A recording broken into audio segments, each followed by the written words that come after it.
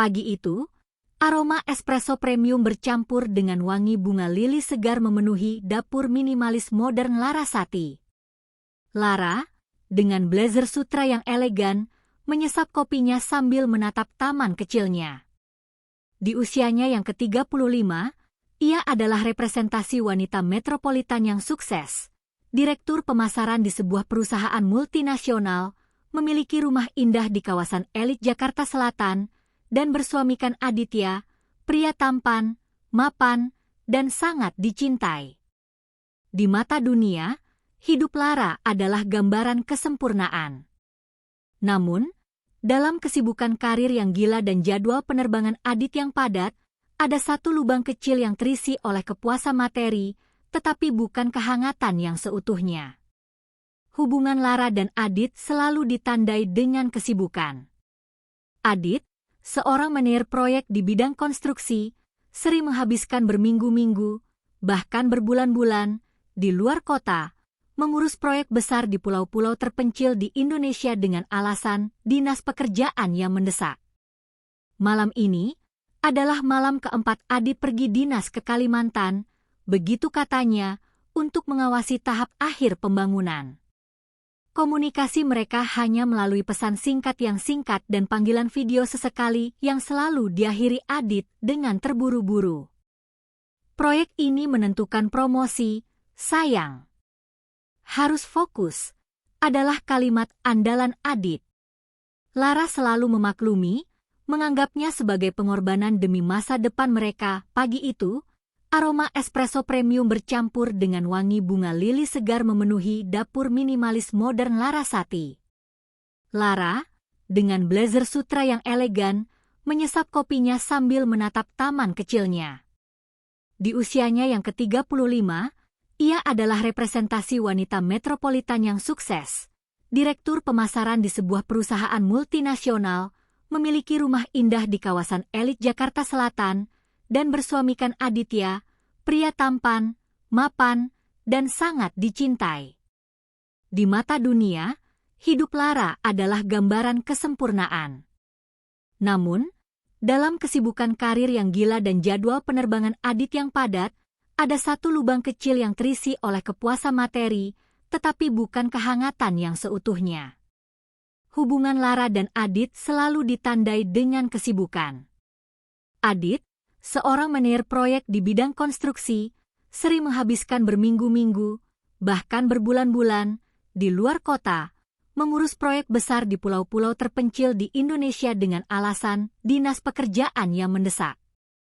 Malam ini adalah malam keempat Adit pergi dinas ke Kalimantan, begitu katanya, untuk mengawasi tahap akhir pembangunan. Komunikasi mereka hanya melalui pesan singkat yang singkat dan panggilan video sesekali yang selalu diakhiri Adit dengan terburu-buru. Proyek ini menentukan promosi, sayang. Harus fokus, adalah kalimat andalan Adit. Lara selalu memaklumi, menganggapnya sebagai pengorbanan demi masa depan mereka. Lara mulai menyusun rencana. Desa Siti, di kaki Gunung Ciremai, adalah daerah yang lumayan jauh dan sulit dijangkau dari Jakarta. Ini akan memakan waktu sehari penuh untuk sampai. Ia memutuskan untuk mengambil cuti 2 hari. Ia menelepon sopir pribadinya, Pak Rahmat, dan mengatur mobil terbaik untuk perjalanan jarak jauh. Ia juga mulai berburu hadiah. Bukan hanya sekadar popok atau bedak, tetapi satu set perlengkapan bayi berkualitas tinggi, uang tunai yang cukup besar untuk membantu Siti, dan sebuah perhiasan emas kecil sebagai kenang-kenangan. Ia ingin Siti merasa dihargai dan dibantu. Saya ingin Siti tahu bahwa saya peduli, Rahmat. Dia sudah seperti keluarga, kata Lara pada sopirnya saat mereka mengepak barang di bagasi. Sore harinya, Lara menelepon Adit untuk memberitahukan rencananya. Sayang, besok aku ke kampung Siti. Mau menjenguk bayinya, kata Lara ceria. Di ujung telepon, Adit terdiam sejenak. Hah? Jauh sekali, Lara. Untuk apa repot-repot? Transfer uang saja sudah cukup. Suara Adit terdengar sedikit tegang. Lara mengerutkan dahi. Aku ingin melihat bayinya. Aku rindu suasana kampung juga. Kenapa? Apa aku tidak boleh pergi? Bukan tidak boleh. Hanya saja, aneh. Aku sedang sibuk di proyek ini. Aku tidak bisa menemanimu. Lagi pula, kamu naik apa? Jauh loh, jalannya susah, jawab Adit, berusaha mengendalikan nada bicaranya. Lara meyakinkan bahwa ia ditemani Pak Rahmat dan sudah mengatur segalanya. Adit menghela napas panjang. Baiklah. Hati-hati. Kalau ada apa-apa, jangan sungkan telepon Ibu Lastri. Oh, dan jangan terlalu lama di sana. Fokus proyekku ini sensitif.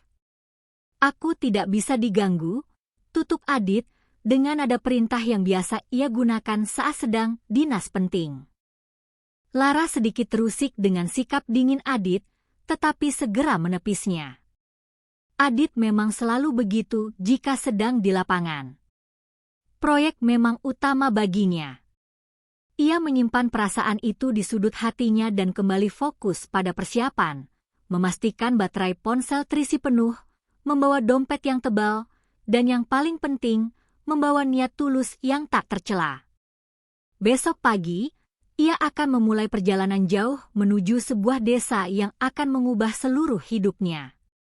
Lara tidak tahu bahwa niat baiknya itu akan mengantarkannya pada sebuah kebenaran yang jauh lebih kejam daripada semua kebohongan yang pernah ia dengar. Pukul 5 pagi, saat Jakarta masih diselimuti embun dan lalu lintasnya belum sepenuhnya terbangun, Larasati sudah siap. Ia mengenakan celana jeans yang nyaman dan kaos katun polos, jauh dari citra direktur pemasaran yang biasa ia tampilkan. Di sampingnya, sudah teronggok sebuah tas berisi koper kecil, dan yang paling menonjol, sebuah kotak hadiah berukuran sedang yang dibungkus kertas perak berkilauan, berisi barang-barang premium untuk bayi Siti. Di mobil sedan mewah yang nyaman, Pak Rahmat, sang sopir, sudah menunggu dengan mesin menyala. Siap, Bu Lara? Tanyanya. Siap, Pak Rahmat. Kita ke alamat yang saya berikan, ya. Siapkan mental untuk jalan yang kurang bagus di ujung sana, jawab Lara sambil memasang sabuk pengaman. Sepanjang jalan keluar dari ibu kota, Lara mencoba menelepon Adit sekali lagi, sekadar memberitahu bahwa ia sudah berangkat. Namun, panggilan itu hanya berdering beberapa kali sebelum masuk ke kotak suara. Nomor yang Anda tuju sedang tidak aktif. Firasat Lara sedikit terusik, namun ia segera menenangkan diri. Wajar, Adit di lokasi proyek, sinyal pasti buruk, perjalanan melintasi jalan tol yang mulus berubah menjadi pemandangan sawah, bukit-bukit hijau, dan jalan desa yang mulai berlubang setelah memasuki wilayah Cirebon menuju Kuningan. Kontras antara kehidupan mewah Lara dan kesederhanaan desa Siti terasa menampar. Lara merenung. Ia menyadari betapa kerasnya Siti bekerja di Jakarta hanya untuk menafkahi keluarga kecilnya di desa ini. Siti adalah sosok yang sangat penurut, selalu menunduk, nyaris tak pernah mengeluh. Siti tidak pernah meminta kenaikan gaji, bahkan ketika Lara tahu ia berhak mendapatkannya. Ketulusan Siti dalam bekerja membuat Lara sangat menghormatinya. Semoga hidupmu bahagia, Siti. Setidaknya, kamu punya suami yang menunggumu di kampung, dan bayi ini adalah hadiah terindah, pikir Lara tulus. Refleksi ini membuatnya semakin yakin bahwa keputusannya menjenguk adalah benar. Ia ingin Siti merasakan bahwa kebaikan kecilnya dihargai. Saat mobil melambat karena jalanan menanjak, ponsel Lara berdering. Itu adalah Nyonya Lastri, ibu mertuanya. Larasati, kamu yakin mau ke pelosok desa itu? Buang-buang waktu dan bensin saja. Suara Nyonya Lastri terdengar tajam tanpa basa-basi. Lara berusaha tetap sopan. Selamat siang, Bu. Ya, saya sedang di perjalanan. Saya hanya ingin silaturahmi, Siti sudah melahirkan. Silaturahmi macam apa? Kamu itu direktur, Larasati. Tugasmu itu mengatur tender, bukan mengunjungi rumah, bedinde, di desa terpencil. Transfer saja uang, selesai urusan. Apa kamu tidak malu dilihat orang? Nanti orang pikir kamu tidak punya kegiatan lain. Hardik Nyonya Lastri, suaranya mengandung penghinaan yang terselubung. Lara menghela napas, menahan emosi. Hubungannya dengan ibu mertua memang dingin dan penuh kritik. Nyonya Lastri selalu meremehkan Lara karena alasan sepele, terutama karena Lara belum memberikan cucu laki-laki yang ia inginkan. Tidak apa-apa, Bu. Ini adalah urusan pribadi dan niat baik. Saya sudah hampir sampai, ujar Lara, menutup telepon sebelum kemarahannya meledak. Kata-kata Nyonya Lastri meninggalkan jejak pahit. Itu adalah pengingat konstan akan ketidakpuasan ibu mertua terhadapnya, memperkuat gambaran tentang wanita tua yang egois dan kejam. Namun, Lara menguatkan tekad, ia tidak akan membiarkan kekejaman itu menghentikan niat baiknya. Setelah hampir 8 jam perjalanan, mobil Lara memasuki jalan setapak berbatu di antara kebun-kebun warga. Aroma tanah basah dan kesegaran udara pegunungan mulai terasa. Pak Rahmat harus menyetir ekstra hati-hati. Lara menurunkan kaca mobil. Ia bertanya kepada seorang ibu yang sedang menjemur padi. Permisi, Bu. Saya mencari rumah Siti, yang baru melahirkan, tanya Lara ramah.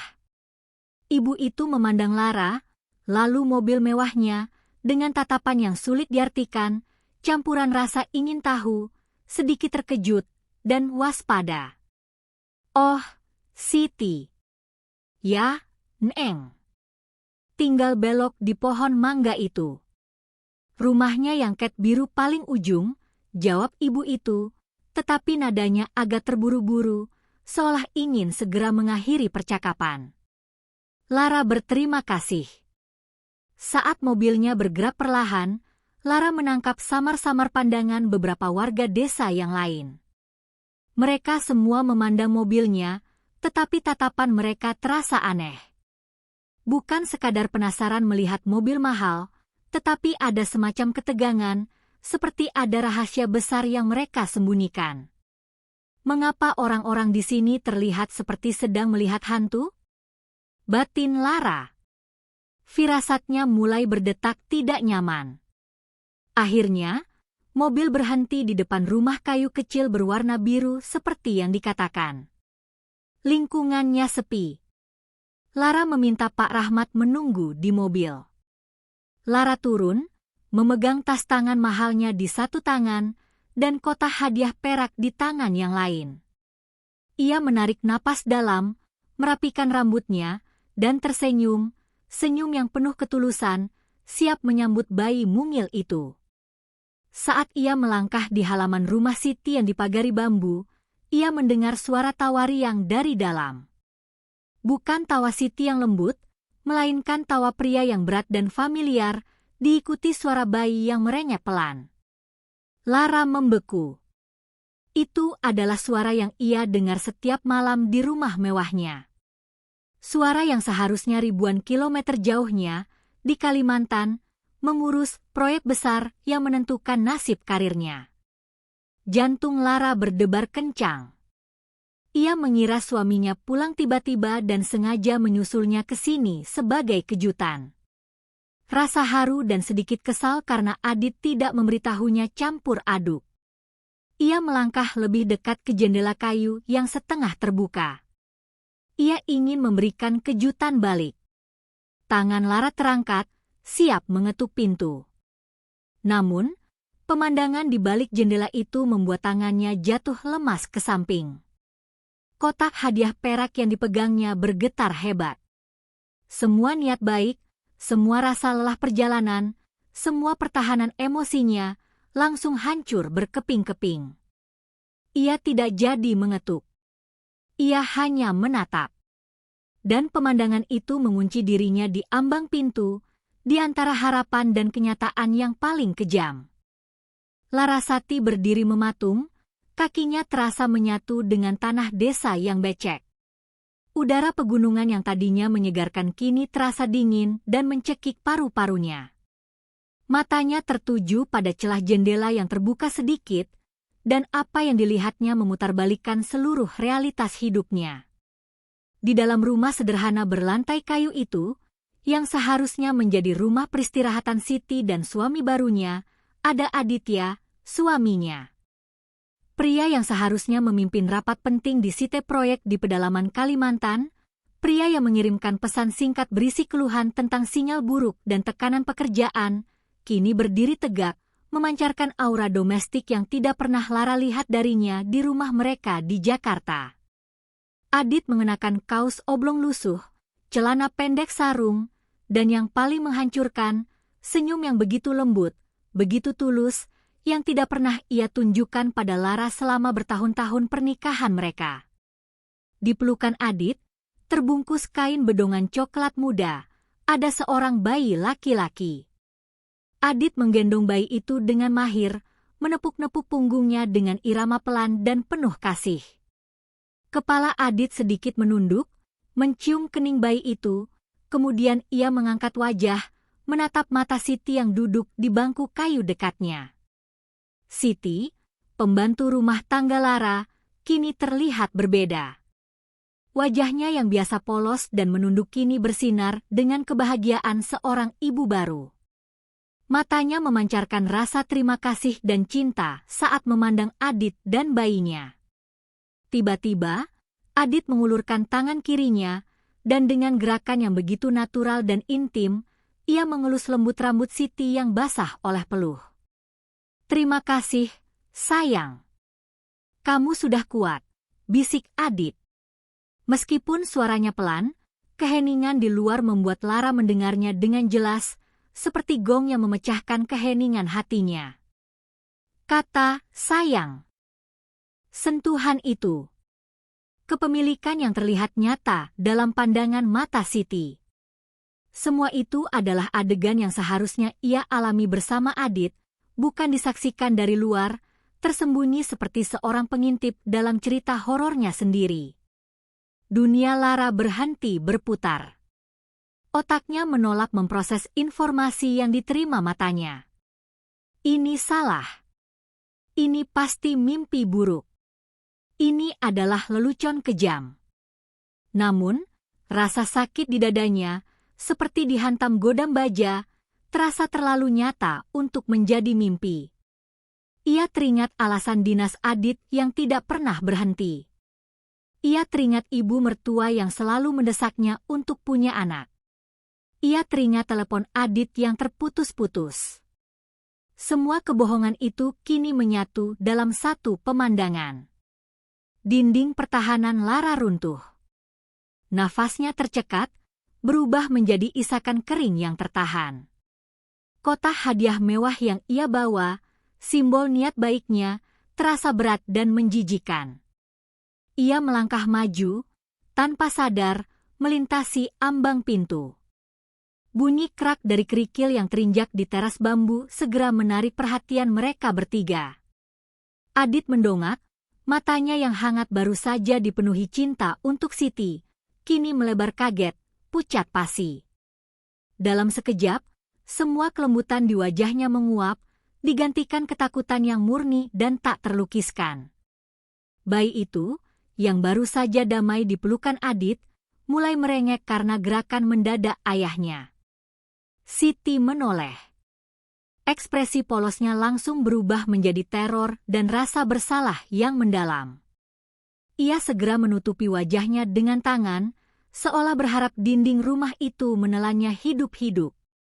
Lara berdiri di ambang pintu, matanya yang basah dan merah kini memancarkan api kemarahan dan kehancuran.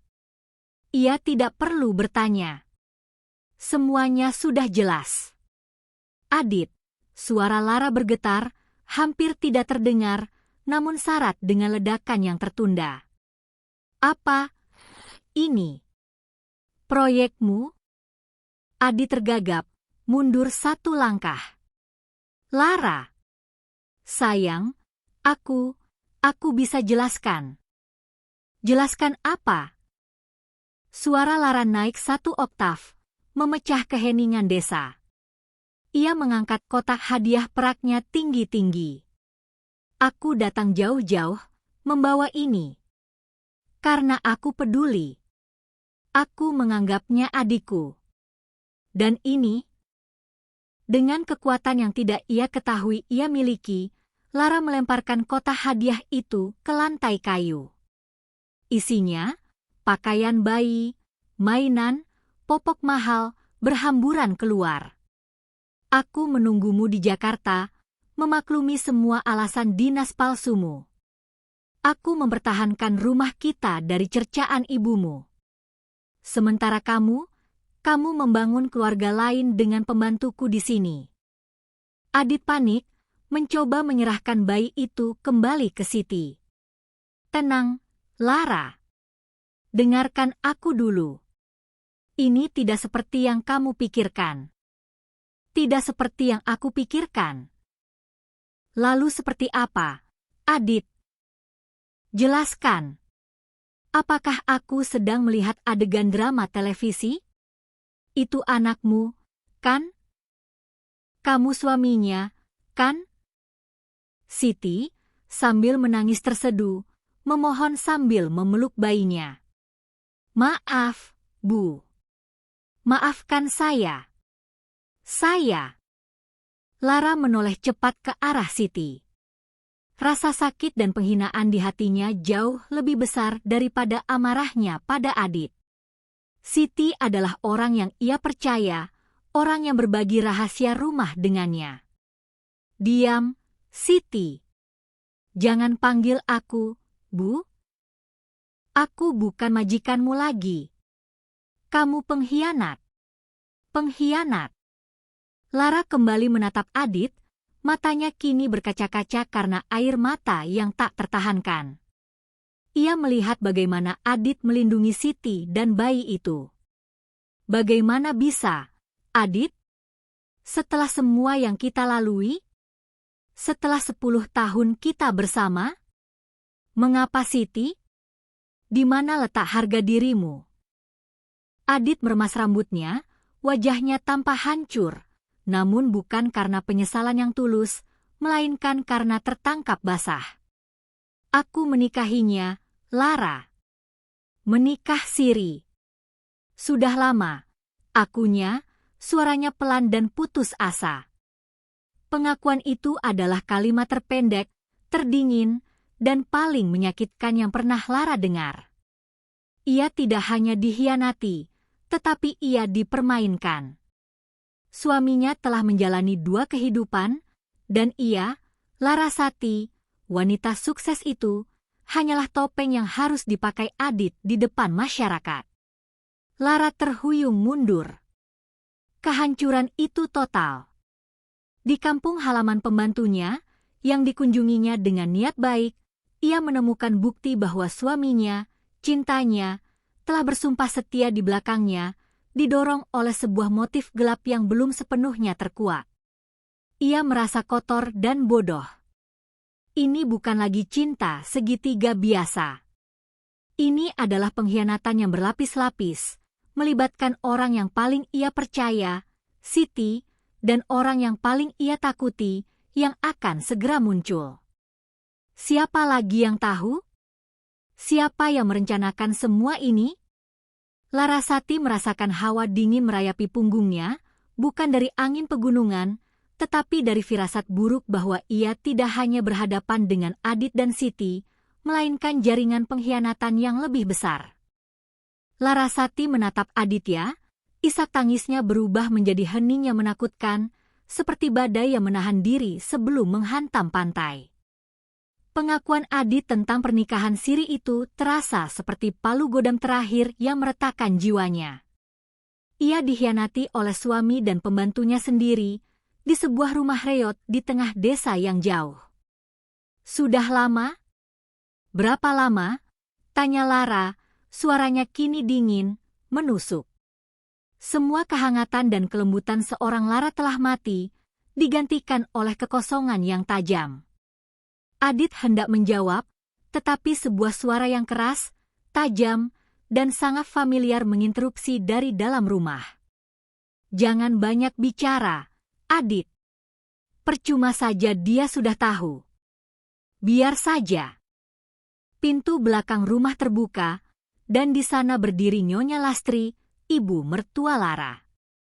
Nyonya Lastri tidak mengenakan pakaian sosialita mewahnya, melainkan daster batik mahal yang dipadu dengan selendang sutra, tetapi aura keangkuhan dan kekejaman tetap memancar darinya. Kehadiran ibu mertua di sana seolah melengkapi kepingan teka-teki pengkhianatan ini. Ibu? Apa yang ibu lakukan di sini? Lara terkejut hingga melupakan sejenak amarahnya pada Adit. Nyonya Lastri melangkah maju, tangannya di pinggang, memandang Lara dari ujung rambut hingga ujung kaki dengan tatapan merendahkan. Tatapan itu terasa lebih menyakitkan daripada penghinaan apapun yang pernah ia rasakan. Tentu saja ibu di sini, Larasati. Ibu di sini untuk melihat cucu ibu. Cucu laki-laki sejati, ucap Nyonya Lastri dengan penekanan dingin pada kata sejati. Kepala Lara berdenyut. Cucu? Jadi ibu. Ibu tahu tentang ini? Nyonya Lastri tertawa sumbang, tawa yang penuh kemenangan dan rasa puas. Tahu? Tentu saja ibu tahu. Bahkan, ibu yang menyuruh Adit menikahinya. Pengakuan itu menghantam Lara dengan kekuatan yang tak terbayangkan. Ini bukan hanya perselingkuhan biasa, ini adalah konspirasi keluarga yang direncanakan dengan kejam. Suami dan ibu mertuanya bersekongkol menjebaknya, membangun keluarga lain di belakang punggungnya, menggunakan alasan dinas kerja sebagai tameng. Anda kejam, Bu, desis Lara, air matanya sudah mengering, menyisakan kebencian yang murni. Bagaimana Anda bisa melakukan ini pada menantu Anda sendiri? Saya anak Anda. Anak. Nyonya Lastri mendengus. Kamu bukan anak ibu. Kamu hanyalah label cantik yang Adit butuhkan di Jakarta. Sudah 10 tahun, Larasati. 10 tahun. Dan apa yang kamu berikan pada garis keturunan keluarga kami? Kosong. Rahimu mandul, atau mungkin Adit yang enggan memberimu keturunan karena tahu betapa keras kepalanya kamu. Sementara Siti. Nyonya Lastri menunjuk Siti yang masih menangis sambil memeluk bayinya. Siti gadis lugu, nurut, dan dia melahirkan pewaris. Laki-laki.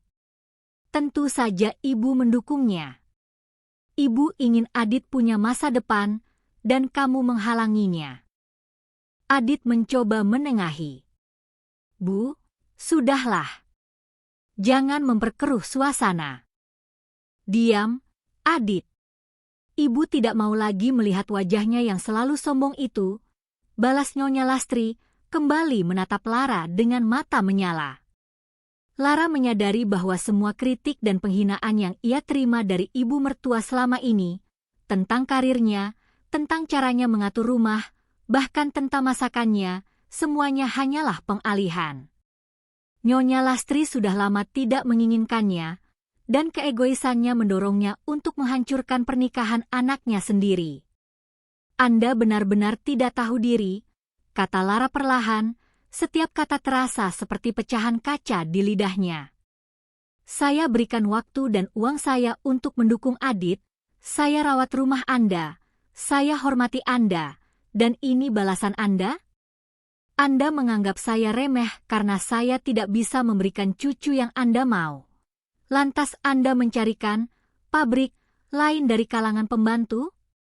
Lara menoleh ke Siti, tatapan matanya kini penuh penghinaan yang dalam. Siti gemetar, tak sanggup mengangkat wajah. Dan kamu, Siti? Kenapa? Uang? Atau cinta palsu? Setelah semua kebaikan yang kuberikan padamu, kamu menusukku dari belakang, tidur dengan suamiku, dan menjadi selingkuhan atas dukungan mertuaku. Kamu rela menjadi istri kedua di tempat tersembunyi seperti ini, demi sehelai kain batik dan seorang pria yang berbohong pada istri sahnya setiap hari. Siti tidak bisa menjawab, hanya isakan yang makin keras. Bayi dalam pelukannya menangis lebih kencang, seolah ikut merasakan ketegangan yang menyesakan. Adit, yang kini memegang tangan Nyonya Lastri, tampak terpojok antara dua wanita. Lara, tolong. Kita bisa bicarakan ini baik-baik di Jakarta. Jangan membuat keributan di sini. Bicara baik-baik. Apa yang harus dibicarakan, Adit? Akta cerai? Pembagian harta? Kamu sudah membuat keputusan saat kamu mengucapkan janji siri itu di depan ibumu. Kamu memilih mereka. Kamu memilih kebohongan ini. Lara menunjuk ke bayi itu dengan jari gemetar. Dia adalah bukti pengkhianatanmu yang paling menyakitkan. Lara melirik sekeliling. Beberapa tetangga desa mulai mengintip dari balik tirai jendela. Keramaian yang ia buat telah menarik perhatian. Ia tidak bisa menunjukkan kelemahan lebih lanjut di depan mereka, di depan musuh-musuhnya, dan di depan warga desa yang mungkin sudah tahu segalanya dan menertawakannya dalam hati. Tiba-tiba, api kemarahan Lara padam, digantikan oleh tekad yang membeku. Kehancuran batinnya menghasilkan kekuatan baru. Ia tidak akan menangis lagi. Ia tidak akan memohon. Ia menarik napas dalam-dalam, menegakkan punggungnya, kembali menjadi Larasati, direktur pemasaran yang dingin dan strategis. Ia menatap Nyonya Lastri dan Adit, bergantian, dengan mata yang tajam dan tanpa emosi. Selamat menikmati keluarga barumu, Aditya, kata Lara, suaranya kini tenang, namun mematikan. Dan selamat untuk Anda, Bu Lastri, atas cucu yang Anda inginkan. Kalian sudah mendapatkan apa yang kalian mau. Sekarang, bersiaplah menerima konsekuensi dari apa yang sudah kalian lakukan. Lara berjalan mundur, kakinya yang tadi lemas kini melangkah pasti. Ia melihat sekali lagi ke arah Siti yang tertunduk, dan bayi yang menangis. Tidak ada rasa benci pada bayi itu, hanya rasa muak pada orang tuanya. Ia berbalik, meninggalkan kericuhan di dalam rumah, meninggalkan Adit yang memanggil namanya dengan suara putus asa, dan ibu mertua yang kini terlihat sedikit terkejut dengan ketenangannya yang tiba-tiba. Pak Rahmat, panggil Lara keras saat ia mencapai mobil. Putar mobilnya. Sekarang. Kita kembali ke Jakarta. Saat mobil melaju menjauhi rumah biru itu, Lara tidak menoleh ke belakang. Di dalam mobil, ia tidak menangis lagi. Ia meraih ponselnya, tangannya gemetar, dan membuka kontak seorang pengacara perceraian terkenal yang kebetulan adalah mantan kliennya. Wajahnya yang cantik dan elegan kini dihiasi tekad baja. Kalian ingin permainan? Aku akan berikan permainan yang jauh lebih menyakitkan daripada yang pernah kalian bayangkan. Larasati bersumpah. Rasa sakit itu akan dibalas dengan kehancuran total yang jauh melampaui kemampuan mereka untuk menanggungnya. Larasati duduk kaku di kursi belakang mobil, menatap gelapnya malam yang menelan jalanan kembali ke Jakarta. Di sampingnya, kotak hadiah perak yang kini kosong dan penyot tergeletak di lantai, mengingatkannya pada niat tulus yang berakhir menjadi kehancuran total. Ia menolak menangis. Air mata terasa terlalu murah untuk dibayar demi pengkhianatan sekeji ini. Di matanya, sosok Larasati yang rapuh telah mati, digantikan oleh seorang wanita yang dingin, rasional, dan haus akan keadilan yang menyakitkan. Sesampainya di rumah mewah mereka, rumah yang kini terasa seperti monumen kebohongan, Lara langsung mengunci diri di ruang kerjanya. Semua kelelahan perjalanan sirna digantikan adrenalin dari amarah yang terorganisir. Ia memaksa dirinya untuk berpikir seperti direktur pemasaran yang selalu siap menghancurkan pesaing. Cari kelemahan, kumpulkan data, dan serang dengan presisi maksimal. Tindakannya dimulai dengan memeriksa semua dokumen penting. Ia segera mengakses rekening bersama dan rekening pribadi Aditya. Ia menemukan transfer dana yang mencurigakan. Selama hampir 2 tahun, Adit secara rutin mentransfer sejumlah besar uang, jauh di atas gaji Siti, ke rekening yang belakangan ia sadari milik Siti. Tetapi yang paling mencolok adalah, sebagian besar transfer itu berasal dari rekening operasional proyek Adit, yang seharusnya hanya digunakan untuk kepentingan perusahaan. Bukti penyalahgunaan dana, atau lebih parah, potensi korupsi, kini ada di tangannya. Pikirannya kembali ke ponsel kedua Adit, yang selalu ia bawa dengan alasan komunikasi darurat proyek. Lara ingat Adit sempat panik mencari ponsel itu sebelum berangkat ke Kalimantan kali ini. Ternyata ponsel itu ada, tersembunyi di laci meja nakas. Dengan tangan gemetar, Lara membukanya. Ponsel itu tidak terkunci. Di dalamnya, ia menemukan semua bukti yang dibutuhkan. Galeri foto penuh dengan Adit, Siti, dan bayi mereka menunjukkan kehidupan domestik yang selama ini ia idamkan dan yakini hanya ada dalam rumahnya. Lebih buruk lagi, di folder pesan suara, ada serangkaian komunikasi dengan Nyonya Lastri. Lara menekan tombol play dan suara ibu mertuanya yang tajam memenuhi ruangan, memberikan instruksi dan dukungan. Jangan khawatir soal Lara. Dia terlalu sibuk dengan karirnya, dia tidak akan curiga. Jaga baik-baik Siti dan calon cucuku. Kalian harus cepat menikah siri sebelum perutnya membesar. Ibu yang akan urus semuanya di sana. Kalian harus punya pewaris laki-laki untuk keluarga kita. Pengakuan itu bukan hanya bukti, itu adalah luka. Nyonya Lastri bukan hanya setuju, tetapi ia adalah dalang yang mendorong putranya untuk menghancurkan pernikahan mereka. Keesokan harinya, pagi-pagi sekali, Lara menelepon Bapak Hartono, pengacara perceraian terkenal yang merupakan klien penting perusahaannya. Pertemuan mendadak diadakan di kantor Hartono. Lara membeberkan semua, menyajikan bukti foto, catatan transfer, dan rekaman suara dengan tenang, seolah ia sedang mempresentasikan strategi bisnis senilai jutaan dolar. Saya ingin gugatan cerai, Pak Hartono. Dengan tuduhan perzinahan dan tuntutan gono gini maksimal. Tapi itu belum cukup, kata Lara, matanya dingin. Saya ingin Anda juga melaporkan potensi penggelapan dana proyek ke perusahaan Adit. Dan sebelum semua ini meledak, segera bekukan semua aset bersama. Saya tidak ingin Adit atau ibu mertua saya sempat mengamankan apapun. Hartono tersenyum tipis, terkesan dengan ketenangan dan strategi yang dirancang kliennya. Baik, Bu Lara.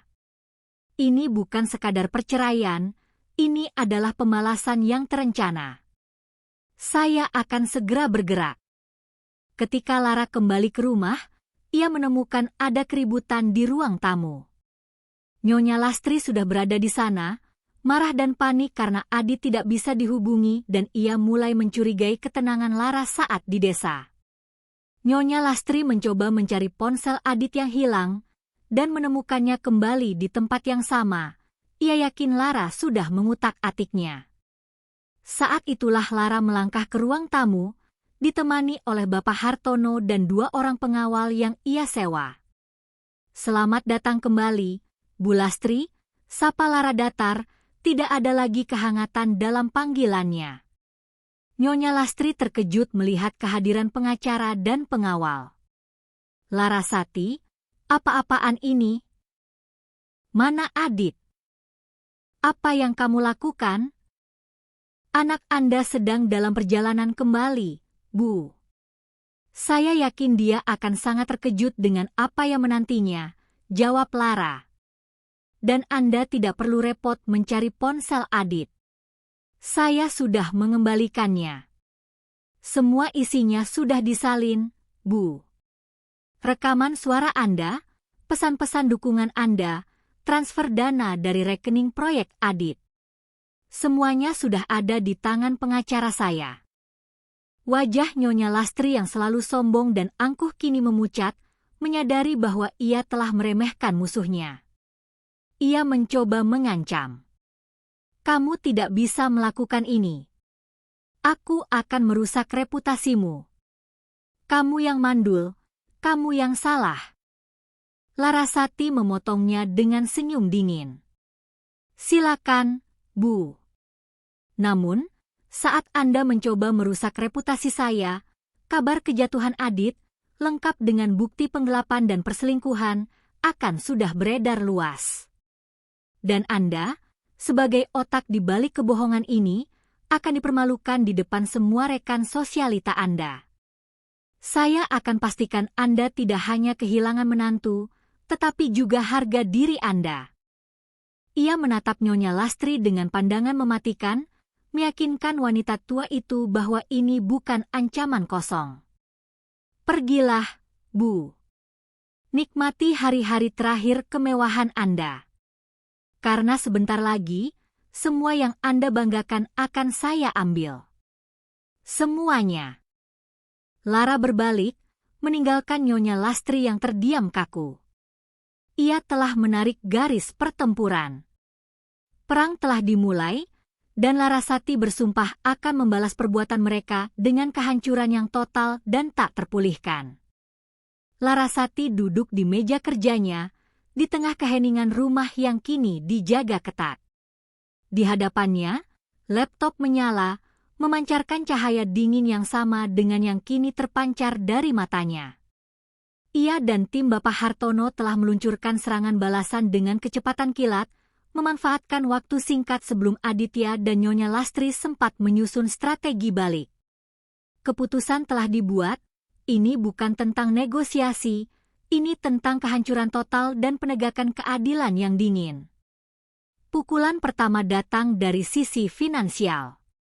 Sebelum Adit sempat mendarat di Jakarta, Lara telah memastikan semua aset utama dibekukan.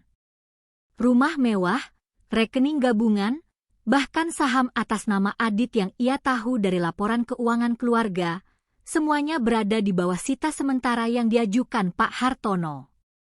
Adit kembali ke kota hanya untuk menemukan bahwa ia kini hanya memiliki pakaian di badan dan mobil yang ia tinggalkan di bandara. Semua kekayaan yang ia bangun telah dikunci. Serangan kedua jauh lebih mematikan, karir Adit. Sesuai rencana, surel anonim yang berisi bukti detail penyalahgunaan dana proyek, lengkap dengan lampiran log transfer dan bukti pendukung lainnya, telah mendarat di meja CEO dan tim audit perusahaan Adit. Tuduhan itu bukan hanya perselingkuhan, tetapi pelanggaran etika dan potensi tindak pidana korupsi yang berkaitan dengan proyek bernilai miliaran. Adit, yang segera dipanggil ke kantor pusat setelah tiba, dihadapkan pada fakta-fakta yang tak terbantahkan. Ia tidak bisa berkilah. Dalam waktu kurang dari 12 jam sejak Lara menekan tombol send pada surel itu, Adit resmi dipecat secara tidak hormat. Semua jabatannya dicopot, reputasinya hancur di industri, dan ia ditinggalkan dengan ancaman tuntutan pidana jika ia tidak segera mengembalikan dana yang diselewengkan. Topengnya sebagai manajer proyek sukses kini tercabik-cabik. Sementara Adit sibuk menghadapi kehancuran karirnya, Lara melancarkan serangan terhadap Nyonya Lastri di medan yang paling disukai ibu mertuanya, panggung sosial. Melalui koneksi elit yang ia miliki, Lara memastikan narasi skandal ini disebarkan dengan cepat dan akurat. Narasi yang beredar bukan sekadar perselingkuhan Adit, tetapi secara eksplisit menyoroti peran Nyonya Lastri sebagai dalang yang mendukung dan merencanakan pernikahan siri pembantu demi obsesi cucu laki-laki. Malam itu, Nyonya Lastri menghadiri sebuah acara sosialita bergengsi. Ia disambut bukan dengan pujian, melainkan dengan keheningan canggung dan tatapan jijik. Bisikan tajam mengikutinya kemanapun ia melangkah. Satu persatu, teman-teman sosialitanya yang paling dekat menjauh, takut reputasi mereka tercemar. Puncaknya, ketua perkumpulan elit yang sangat dihormati mendekati Nyonya Lastri dan dengan suara pelan yang mematikan, memintanya untuk mengundurkan diri dari semua jabatan kehormatan. Nyonya Lastri, wanita yang hidup dari kehormatan dan status sosial, merasa seluruh dunianya runtuh di depan mata semua orang. Ia kembali ke rumahnya dengan rasa malu yang tidak pernah ia bayangkan. Adit, yang kini tak memiliki tempat tinggal lain, terpaksa kembali ke rumah ibunya. Begitu ia masuk, pertengkaran hebat pun pecah. Ini semua karena rencana gilamu, Bu. Kau ingin cucu, kau malah membuatku kehilangan segalanya. Aku dipecat. Hartaku dibekukan. Aku bisa dipenjara? Teriak Adit, amarahnya meluap karena kehilangan materi, bukan karena penyesalan moral. Ini salahmu, Adit. Kenapa kamu tidak bisa mengurus istrimu yang satu itu? Kenapa kamu tidak bisa membuat Lara tutup mulut? Kau yang menyalahgunakan uang perusahaan, balas Nyonya Lastri, saling menyalahkan di tengah kehancuran total yang baru saja menimpa mereka. Di desa, Siti hanya menerima pesan singkat dingin dari Adit yang menyuruhnya untuk menunggu dan tidak menghubunginya. Janji-janji masa depan yang cerah kini terasa palsu. Ia mulai menyadari bahwa ia hanyalah alas sekali pakai dalam permainan keluarga kaya itu, dan kini ditinggalkan sendirian dengan bayi yang sah secara agama, tetapi tidak diakui secara materi oleh ayahnya. Ketakutan dan keputusasaan mulai mencekiknya. Lara menerima laporan rinci tentang kekacauan ini dari Hartono. Ia tidak merasakan luapan kegembiraan, hanya rasa lega yang dingin. Ia telah membalas pengkhianatan mereka dengan kehancuran yang setara dengan rasa sakitnya. Ia telah menunjukkan bahwa harga diri seorang wanita tidak bisa dipermainkan. Ia telah mendapatkan keadilan. Ia memandang langit malam yang tenang dari balkonnya, merasa ringan. Ia kini bebas, dan sisa pertempuran hanyalah formalitas. Ia telah meninggalkan mereka semua dalam penderitaan yang jauh lebih parah daripada penderitaan yang mereka timbulkan padanya. 3 minggu berlalu sejak Lara meluncurkan serangan balasan, dan kekacauan yang terjadi di kubu Aditya, Siti, dan Nyonya Lastri telah mencapai puncaknya. Bagi Lara, 3 minggu itu adalah masa penyembuhan yang dingin, di mana ia mengubah fokusnya dari rasa sakit menjadi kebebasan. Aditya kini adalah pria yang hancur.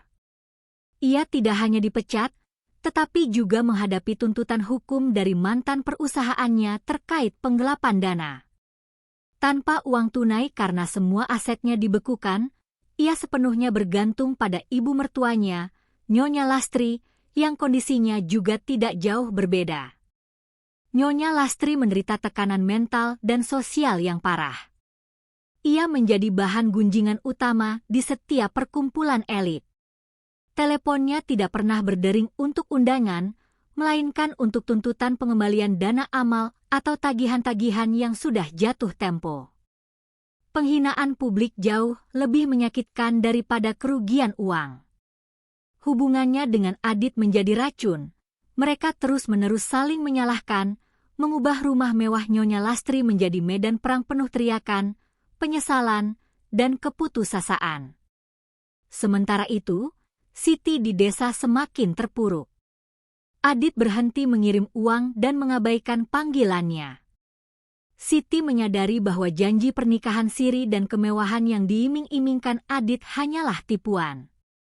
Ia ditinggalkan dengan bayi laki-laki, status sosial yang hancur di desanya, setelah warga melihat keributan saat Lara datang dan tanpa dukungan finansial. Kehidupannya yang tadinya sederhana dan damai kini berubah menjadi neraka karena keserakahannya dan kebodohannya mempercayai laki-laki beristri. Lara menerima laporan intelijen ini dengan ketenangan. Ia telah memenangkan pertempuran, bukan dengan teriakan atau air mata, tetapi dengan strategi yang mematikan. Namun, ia tahu bahwa kehancuran mereka bukanlah akhir. Akhir yang sebenarnya adalah kebebasannya sendiri. Suatu sore, Lara memutuskan untuk membereskan kamar tidurnya, kamar yang ia bagi dengan Adit selama 10 tahun. Ia tidak lagi melihat kamar itu sebagai ruang nostalgia, tetapi sebagai tempat penahanan batin. Saat ia membuka laci nakas, ia menemukan sebuah kartu ucapan yang terselip di antara tumpukan pakaian. Kartu itu dari Adit, dikirim saat ulang tahun pernikahan kelima mereka. Tertulis janji-janji manis tentang kesetiaan abadi dan masa depan bersama. Lara menatap tulisan tangan Adit, dan tiba-tiba, ia merasakan gelombang emosi terakhir yang tersisa. Bukan lagi amarah, tetapi rasa sedih yang mendalam atas kematian sebuah janji, kematian sebuah cinta. Ia tidak menangis. Sebaliknya, ia tertawa kecil, tawa ironis yang penuh kepahitan. Betapa bodohnya ia mempercayai semua itu. Air mata sudah tidak relevan. Yang relevan adalah tindakan. Ia merobek kartu itu menjadi serpihan kecil, simbol dari janji dan ikatan yang ia putuskan. Lara kemudian mengumpulkan semua barang milik Adit. Jam tangan mahal, dasi-dasi sutra, pakaian kantor. Ia memasukkannya ke dalam 3 kardus besar dan menyegelnya rapat-rapat. Ketika Pak Rahmat bertanya mau dikirim kemana kardus-kardus itu, Lara menjawab, kirim ke alamat Ibu Lastri. Besok pagi. Tulis, kompensasi kerugian. Sidang perceraian pertama berjalan sangat cepat. Adit dan Nyonya Lastri muncul di pengadilan dengan wajah kuyu dan pakaian biasa, jauh dari citra mereka yang dulu. Bukti perselingkuhan Adit dan konspirasi Nyonya Lastri sangat kuat, membuat tim pengacara Adit nyaris tidak berkutik. Di luar ruang sidang, Adit mencoba mendekati Lara. Wajahnya penuh penyesalan, tetapi Lara tahu itu adalah penyesalan karena tertangkap, bukan karena melukai. Lara, tolong. Jangan lakukan ini. Aku kehilangan segalanya. Aku minta maaf. Demi Tuhan, aku minta maaf. Tolong tarik tuntutan perusahaan itu. Aku bisa kembalikan uangnya. Pelan-pelan, pinta Adit, memegang lengan Lara. Lara menarik lengannya dengan keras. Ia menatap mata Adit dengan tatapan kosong, tanpa belas kasihan. Kamu tidak kehilangan segalanya, Adit. Kamu masih punya Siti, dan kamu punya putra yang sangat diidamkan ibumu. Bukankah itu yang kamu mau? Adit menggeleng. Itu kesalahan. Kamu yang aku cintai, Lara. Kamu. Cukup, potong Lara dingin. Cintaku mati di teras rumah Siti, saat aku melihatmu menggendong bayinya dan mengelus rambut pembantuku. Kamu memilih mereka. Dan kamu sudah tahu balasanku jauh lebih sakit. Sekarang, jalani konsekuasimu. Jangan pernah hubungi aku lagi. Aku tidak mengenalmu. Nyonya Lastri, berdiri tidak jauh dari mereka, mencoba intervensi. Larasati, kasihanilah putramu. Jangan sampai kami bangkrut.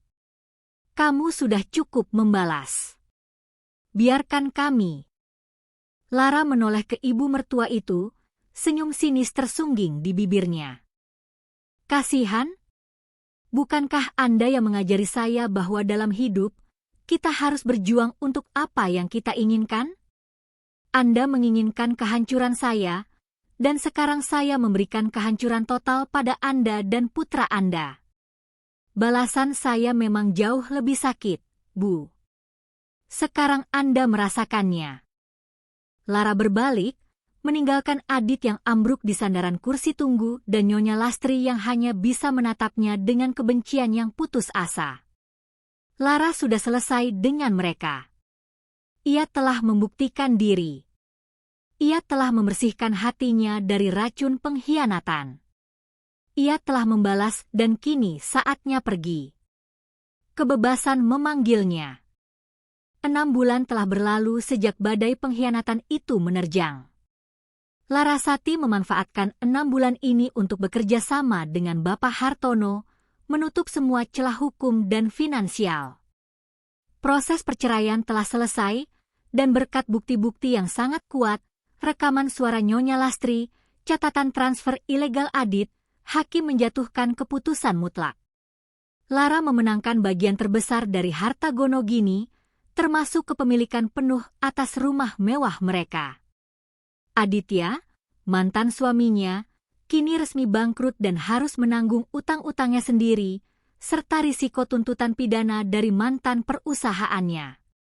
Kemenangan Lara bukan hanya di pengadilan, tetapi juga di panggung sosial. Nyonya Lastri, yang dulu berkuasa, kini terpaksa menjual perhiasan dan beberapa asetnya untuk menutupi kesulitan finansial Adit. Status sosialnya hancur tak bersisa. Ia dihindari dan menjadi bahan cemoohan. Lara telah berhasil membalas perbuatan mereka dengan menanggalkan satu persatu kebanggaan dan status yang mereka miliki. Setelah kepastian hukum didapat, Lara berdiri di tengah rumah mewahnya. Rumah ini terasa asing, dingin, dan dipenuhi bayangan kebohongan Adit. Uang sudah bukan lagi fokusnya. Tujuannya adalah kebebasan total. Lara mengambil keputusan drastis, menjual rumah itu. Ia tidak ingin memulai babak baru hidupnya di atas fondasi kenangan yang beracun. Rumah itu terjual cepat dengan harga fantastis. Lara hanya mengemas barang-barang pribadinya yang esensial, sisanya disumbangkan atau ditinggalkan. Ia memastikan tidak ada satupun benda yang membawa jejak pernikahan lamanya. Saat membereskan, ia menemukan sebuah foto pernikahan. Ia menatapnya tanpa emosi. Cinta telah lama mati. Ia merobek foto itu pelan-pelan, serpihan kertasnya jatuh ke tempat sampah, simbol pemutusan ikatan yang final dan tak terpulihkan. Lara kemudian mengajukan cuti panjang tak terbatas dari pekerjaannya. Ia membutuhkan ruang, ia membutuhkan tempat yang benar-benar baru, jauh dari Jakarta dan lingkaran sosial yang selalu menghakimi. Ia menyerahkan kunci rumah yang sudah kosong kepada notaris dan mengucapkan salam perpisahan yang tulus kepada Pak Rahmat, sopir setianya, memberikan uang pesangon yang besar sebagai penghargaan atas loyalitasnya. Saya harus pergi sendiri, Pak Rahmat.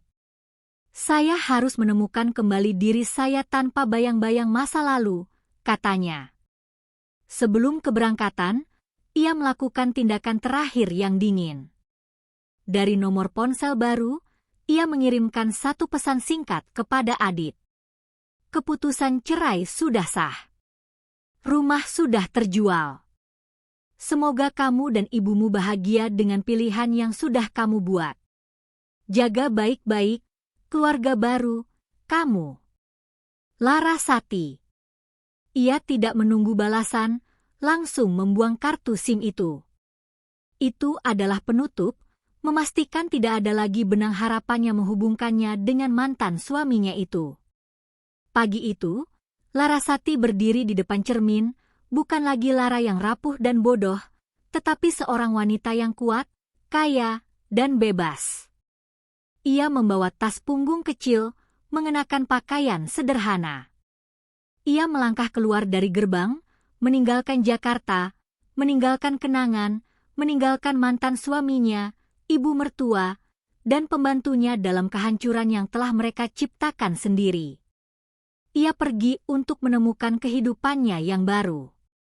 Larasati memilih Bali, namun bukan daerah seminyak yang ramai, melainkan sebuah desa terpencil di kaki gunung, dikelilingi sawah hijau dan keheningan yang mendalam. Ia menyewa sebuah villa kecil, berniat menjadikan tempat itu sebagai area karantina untuk jiwanya yang terluka. Ia tahu, kebebasan fisik dan finansial yang ia dapatkan harus diikuti oleh kebebasan batin. Awalnya, kesunyian itu menyiksa. Di Jakarta, ia terbiasa dengan suara dering telepon dan desakan deadline. Di sini, ia hanya ditemani suara angin di daun kelapa dan desiran air irigasi. Dalam keheningan itu, kenangan buruk seringkali menyeruak. Malam-malam pertamanya diisi dengan menatap langit-langit, memutar ulang adegan pengkhianatan di Desa Siti dan kata-kata tajam Nyonya Lastri. Namun, Lara memaksa dirinya untuk beradaptasi. Ia menanggalkan pakaian haute couture dan menggantinya dengan kain katun lokal yang longgar. Ia mengganti rapat dengan berjalan kaki di pematang sawah saat fajar dan mempelajari filosofi hidup sederhana dari penduduk lokal. Titik baliknya datang beberapa bulan kemudian saat ia sedang bermeditasi di tepi kolam. Ia telah memenangkan segalanya, tetapi ia menyadari bahwa kebencian yang ia simpan terhadap Adit, Siti, dan Nyonya Lastri masih mengikatnya. Kebencian itu adalah racun yang merusak dirinya sendiri. Di tengah meditasi, ia membayangkan wajah mereka yang hancur karena balasannya. Lalu, ia memutuskan untuk melepaskan. Ia memisahkan dirinya dari dendam. Mereka adalah masa lalunya, dan kehancuran mereka adalah karma mereka sendiri. Lara mengambil napas dalam-dalam, merasakan udara murni mengisi paru-parunya.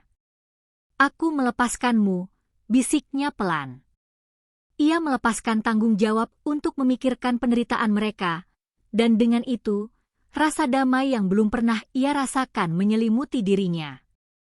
Pemaafan itu adalah hadiah untuk dirinya sendiri, bukan untuk mereka. Dengan hati yang ringan, Lara mulai menggunakan keahliannya untuk membangun.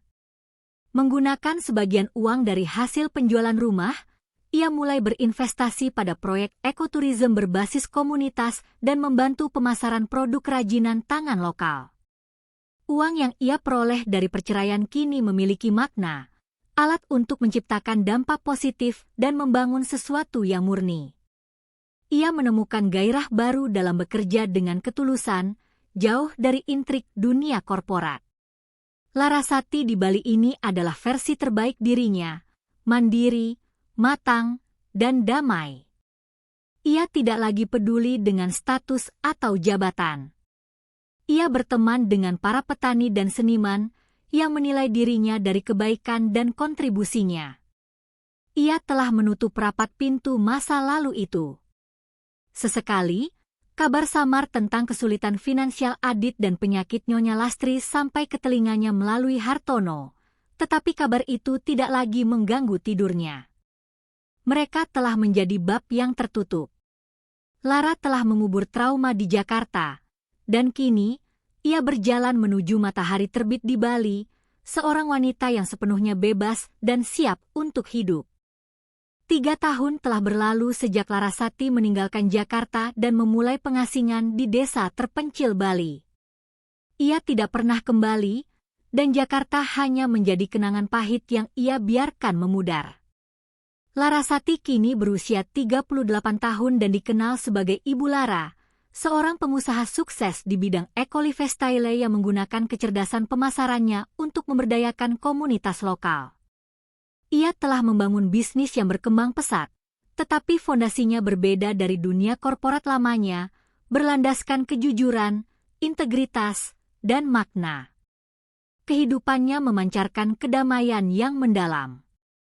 Bekas luka pengkhianatan itu ada, tetapi kini menjadi pengingat berharga akan kekuatannya, bukan lagi sumber rasa sakit. Ia telah belajar bahwa kebahagiaan sejati tidak berasal dari kekayaan materi, melainkan dari kebebasan untuk menentukan hidupnya sendiri. Ia mengisi hari-harinya dengan yoga, mengelola bisnisnya yang bermakna, dan menikmati keindahan alam. Ia berkencan dengan hati-hati, memprioritaskan kesetiaan dan kejujuran di atas segalanya. Suatu hari, saat sedang mengurus pengiriman barang, ia menerima telepon dari Bapak Hartono. Hartono memberikan laporan akhir mengenai nasib mantan suaminya. Adit telah dinyatakan bangkrut, semua asetnya habis untuk membayar denda dan tuntutan perusahaan. Nyonya Lastri terpaksa menjual rumah mewahnya dan pindah ke rumah yang jauh lebih kecil, menghadapi kesulitan finansial dan kesehatan yang menurun akibat tekanan mental. Siti, sang pembantu, dikabarkan telah meninggalkan Adit, kembali ke desa dan hidup sebagai orang tua tunggal, karena Adit tidak bisa lagi menepati janji kemewahan. Lara mendengarkan semua itu dengan tenang. Tidak ada euforia kemenangan, tidak ada rasa puas yang membara, hanya rasa lega. Ia tahu, kehancuran yang menimpa mereka adalah hasil dari karma yang mereka ciptakan sendiri. Ia mengucapkan terima kasih kepada Hartono dan memintanya untuk tidak lagi memberikan kabar apapun tentang mereka. Bab itu sudah sepenuhnya tertutup. Beberapa bulan kemudian, di sebuah pameran seni di Ubud, Lara bertemu dengan Kadek, seorang arsitek lanskap yang berdedikasi pada pelestarian alam. Kadek adalah antitesis Adit, rendah hati, jujur, dan bersemangat membangun hal-hal yang otentik. Kadek mencintai Lara sebagai seorang wanita cerdas dan berhati mulia, tanpa mengetahui masa lalunya. Kadek menghormati proses penyembuhan Lara, dan tidak pernah menghakimi. Ini adalah cinta yang tulus dan dewasa. Lara akhirnya menemukan apa yang selama ini hilang, ketenangan batin. Ia memiliki karir yang bermakna, kekayaan yang ia hasilkan dengan cara jujur, dan cinta yang tulus. Ia telah membuktikan bahwa balasan terbesarnya bukanlah menghancurkan hidup mereka, melainkan dengan membangun kehidupan yang begitu indah dan bebas, sehingga mereka tidak akan pernah bisa menyentuh atau merusaknya lagi. Di suatu sore, Lara dan Kadek duduk di teras villa mereka, menyaksikan matahari terbenam. Lara tersenyum. Ia teringat bagaimana niat tulusnya menjenguk seorang pembantu membawanya pada kebenaran yang kejam. Namun, kebenasan itulah yang membebaskannya. Ia meninggalkan mereka semua, dan sebagai gantinya, ia mendapatkan kembali dirinya, jauh lebih kuat dan utuh dari sebelumnya. Ia adalah wanita baru, di pulau baru, dengan takdir yang sepenuhnya ia ciptakan sendiri. Tamat.